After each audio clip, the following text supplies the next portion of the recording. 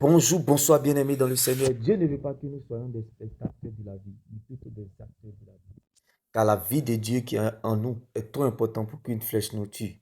Bien-aimés dans le Seigneur, pendant que le peuple d'Israël était dans la peur et regardait Goliath comme un obstacle, David voyait un avantage. Alléluia. Bien-aimé, même si une situation refuse que tu existes, mais qu'elle ne t'empêche pas de faire exister ton Dieu. Bien-aimé, comme David dans la bataille comme Goliath. Goliath a dû refuser de faire exister le peuple d'Israël pendant 40 jours. Mais il n'a pas pu empêcher à David de faire exister son Dieu. Bien-aimé, alléluia.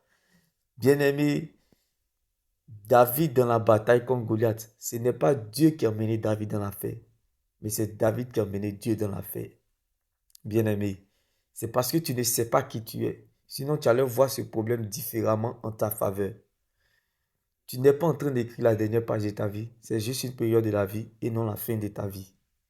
Oui, bien-aimé, la vie de Dieu qui est en toi, le capital vie de Dieu qui est en toi te rassurera coûte que coûte. Jusqu'au bout, tu y arriveras.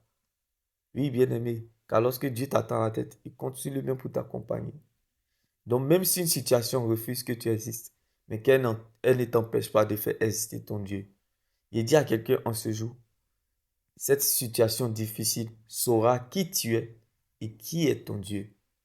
Oui, bien-aimé, ce que cette situation ignore, bien-aimé, elle ne sait pas qui tu es et qui est ton Dieu, comme David dans la bataille contre Goliath.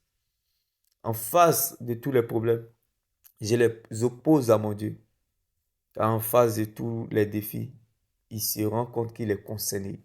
Bien-aimé, le Dieu que nous servons n'a jamais perdu un combat là où son nom était mis en cause. Jésus-Christ de Nazareth. Alors ne me parle plus de la tempête, mais parle à la tempête. Bien-aimé, ne me présente plus ou ne présente plus ce problème à Dieu, mais présente ton grand Dieu, Jésus-Christ, à ce problème. Comme David dans la bataille contre Goliath, il a dit, je viens contre toi au nom de l'Éternel. Bien-aimé, nous ne combattons pas pour avoir la victoire.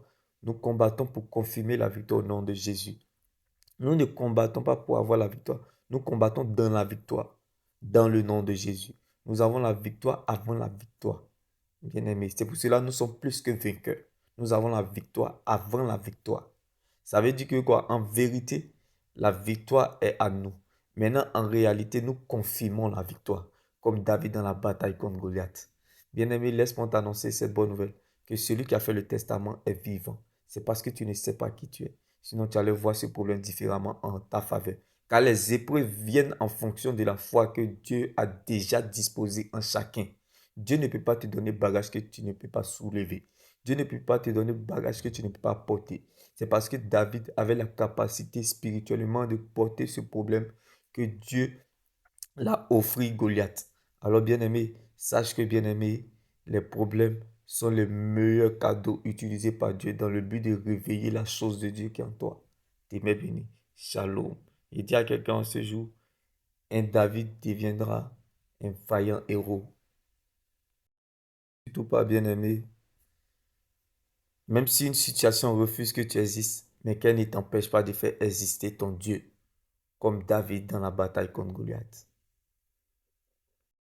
De chercher la solution à ton problème, cherche plutôt à être la solution pour le royaume des cieux. C'est ce qui compte pour Dieu.